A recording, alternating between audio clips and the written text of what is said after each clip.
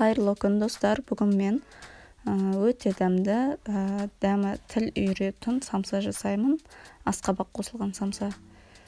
Видеоның соңына дейін қараңыздар. Ең алдымен ұнымызды өлшеп аламыз. Сары майымызды өлшеп алып, теркадан өткізіп, ұнымыз бен майымызды жақсылап араластырып аламыз.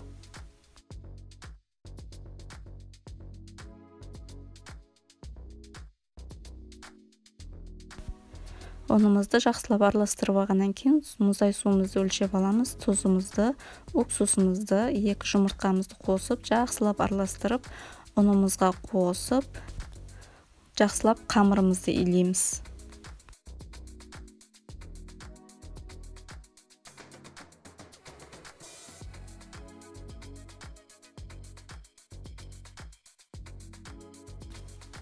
Қамырымызды жақсылап илеп болғаннан кейін салафанымызға салып, қамырымызды холодильникке 2 сағатқа қойып қоямыз.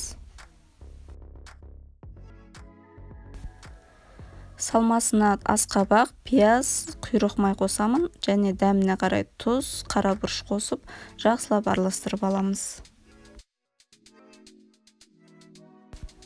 Тоңазытқышымыздан қамырымызды алып, бөлшектерге бөліп, домалақ пішінге келтіріп, қамырымызды жайып, самсамызды істейміз.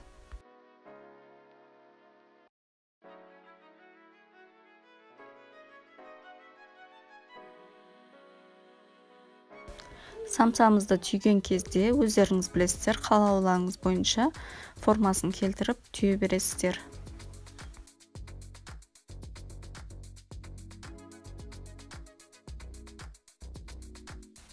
Самсамызды пешімізге салардың алдында бетіне жұмыртқаның сарысын жағып, 180 градуста 15-20 минутта пісіріп аламыз.